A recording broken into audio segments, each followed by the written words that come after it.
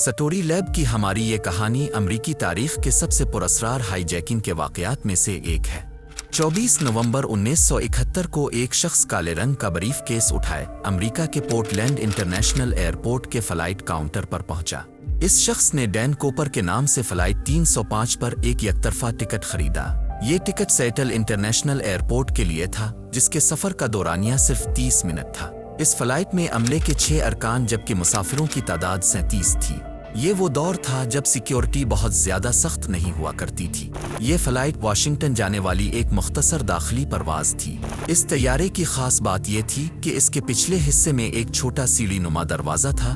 یہ دروازہ عام طور پر زمینی استعمال کے لیے بنایا گیا تھا تاکہ مسافر اور عملے کے ارکان طیارے میں داخل اور باہر آ سکیں۔ ڈی بی کوپر نے اسی دروازے کا استعمال کرتے ہوئے پیراشوٹ کے ذریعے کود کر فرار ہونے کا منصوبہ بنایا تھا۔ یہ پرواز پورٹلینڈ سے شیڈول کے مطابق 2:50 پر روانہ ہوئی۔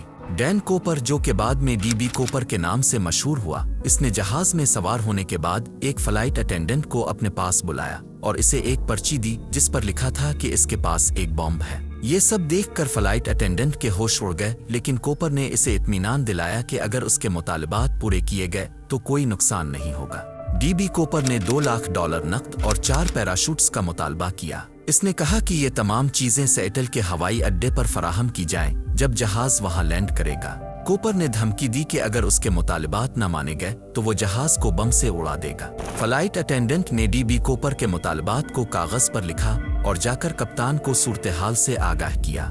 کپتان نے فوراً کنٹرول ٹاور سے رابطہ کر کے انہیں بتایا کہ ان کا جہاز ہائی جیک ہو چکا ہے اور بتایا کہ کوپر نے جہاز کو بم سے اڑانے کی دھمکی دی ہے۔ کوپر کی دھمکی کے بعد ایئر لائن اور دیگر حکام نے اس کے مطالبات کو تسلیم کر لیا تاکہ مسافروں کی حفاظت کو یقینی بنایا جا سکے۔ یہ ہائی جیکنگ اتنے پرسکون طریقے سے جاری تھی کہ مسافروں کو پتہ بھی نہ چلا کہ ان کا جہاز ہائی جیک ہو چکا ہے۔ مسافروں کو بتایا گیا کہ تکنیکی خرابی کی وجہ سے انہیں سیٹل کے ہوائی اڈے پر اترنے میں کچھ وقت لگ سکتا ہے۔ جب جہاز واشنگٹن کے ہوائی اڈے پر پہنچا تو کوپر کے مطالبات کے مطابق رقم اور پیراشوٹ فراہم کیے گئے۔ امریکی خفیہ ایجنسی FBI نے ہر $20 کے نوٹ پر کچھ نشانات لگا دیے اور اس تمام کیش کرنسی کے سیریل نمبرز بھی اپنے پاس محفوظ کر لیے۔ یہاں ایئر ہوسٹس ٹینا مکلو اس کے کوریئر کا کام کرتی رہی۔ وہ پیسے لے کر کوپر کی سیٹ پر گئی اور پھر باری باری 4 پیراشوٹ اس تک پہنچائے گئے۔ کوپر نے رقم کو چیک کیا اور اس کے بعد تمام مسافروں کو جہاز سے اترنے کی اجازت دے دی۔ اب جہاز پر صرف کوپر اور عملے کے چند ارکان موجود تھے۔ ڈی بی کوپر نے کپتان کو حکم دیا کہ وہ جہاز کو میکسیکو سٹی کی طرف لے جائیں۔ اس نے جہاز کو 10,000 فٹ کی بلندی پر اڑانے کی ہدایت کی اور کہا کہ وہ زیادہ اونچائی پر نہ جائے۔ اس کے علاوہ اس نے کہا کہ جہاز کے بلند ہونے پر پچھلے دروازے کو کھول دیا جائے اور سیڑھی کو بھی نیچے کیا جائے۔